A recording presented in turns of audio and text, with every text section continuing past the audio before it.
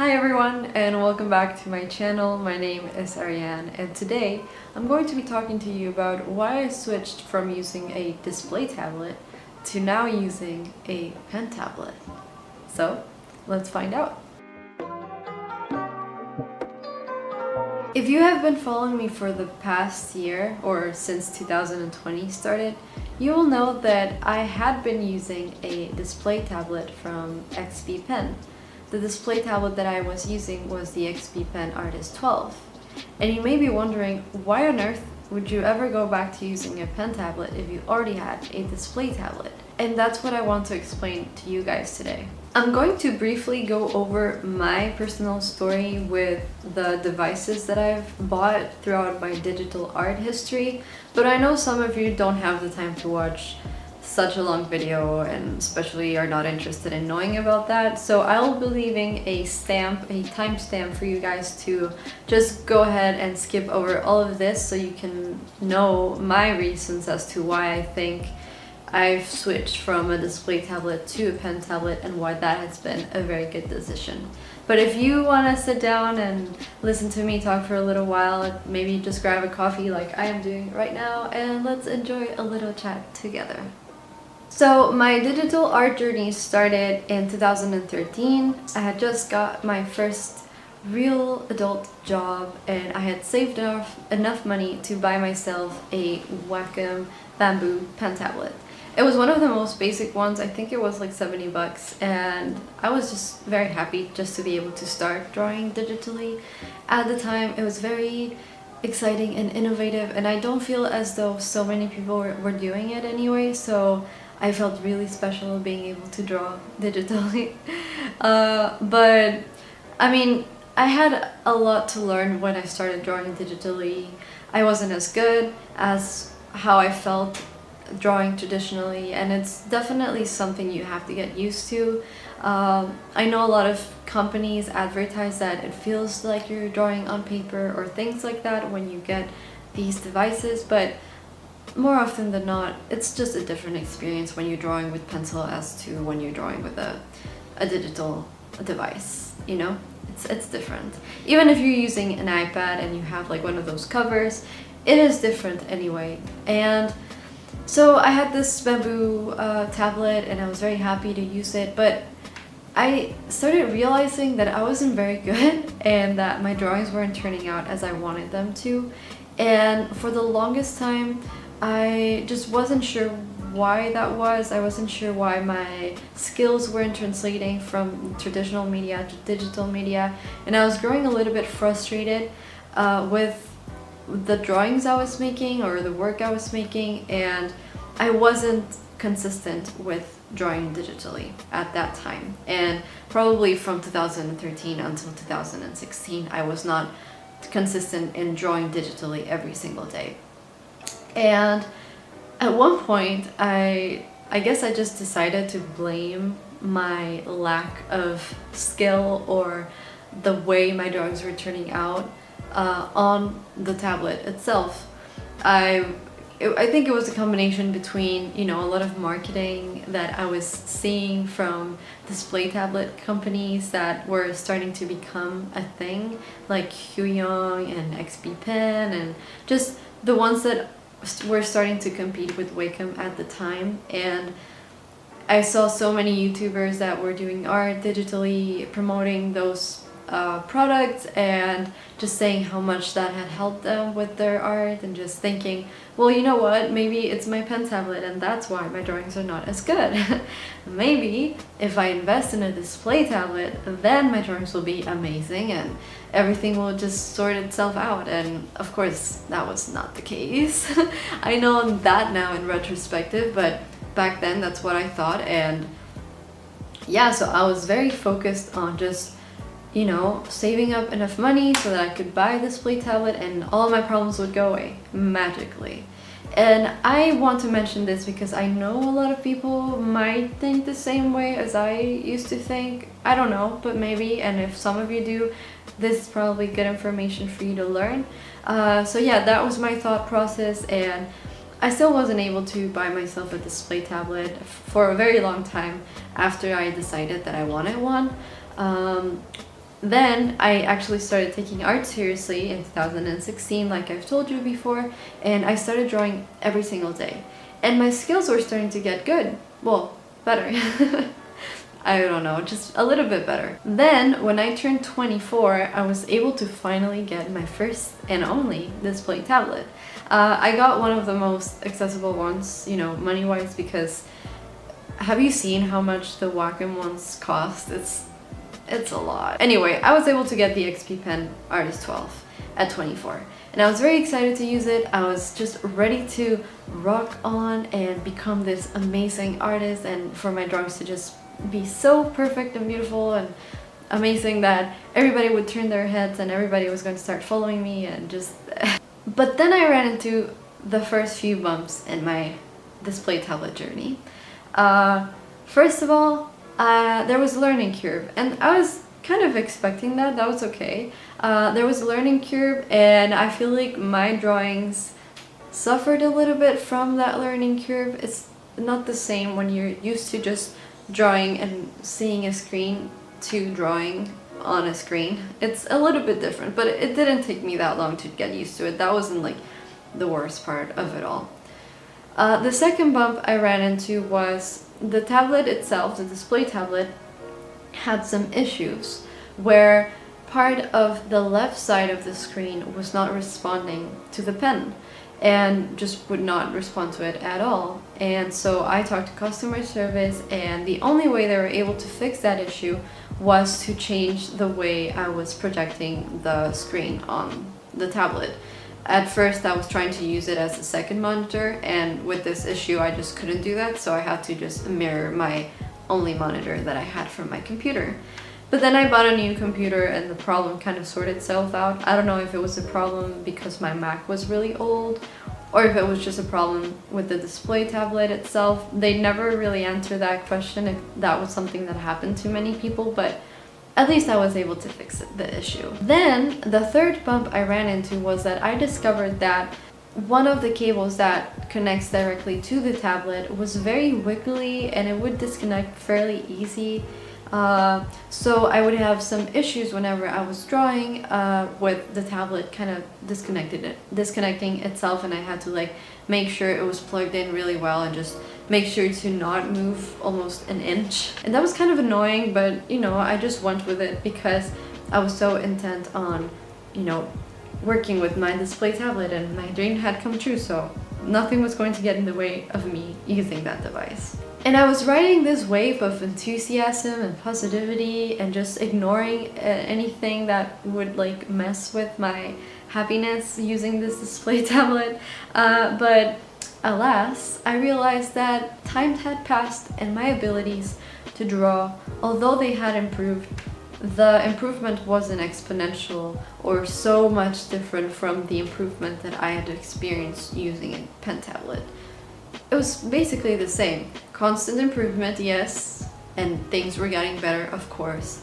But by this point I had been drawing on, you know, digitally for a very long time, so it was to be expected. And what I'm saying is the change or improvement wasn't such that I was like, oh my god, that's why I needed a display tablet. You know what I'm trying to say with that? It was just meh. Finally, everything went well.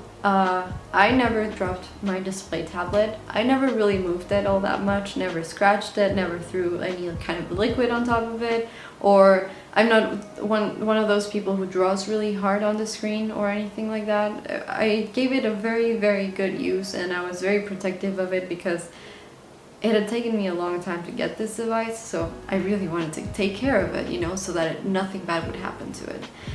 But on February of this year, the screen kind of just started glitching, and one day all of a sudden it just stopped working altogether. I thought it might be the cable, so I made sure to connect it really well. I connected to different devices, but the screen just wouldn't turn on, and that was very worrisome for me. I was annoyed that it wasn't turning on, and also angry at this problem, and the only thing I was able to do to fix the problem in that moment, just momentarily so that I could still draw, was to use it as a pen tablet. So what I was able to do was to simply connect it to the computer so that the computer would read it, and I calibrated it to my computer's monitor so that I could draw and see the screen and just not see my display tablet. And I talked to customer services about this because my warranty was just 1 year, and I got the XP pen on January of 2019, and now it was February of 2020. But I still thought that maybe they could help me. Maybe I could send the tablet to them and they could try and fix the issue, even if it was at, you know, a small cost or whatever. And I talked to them, and they basically told me that the only thing I could do was to buy another one.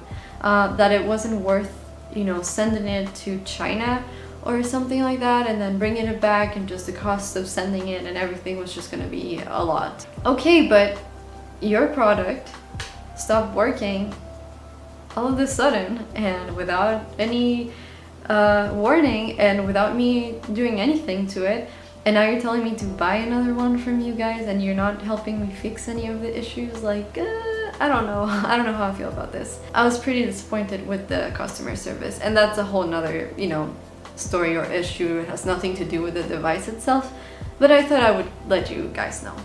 So when this happened, I had to use the display tablet, like a pen tablet, for like a month, more or less.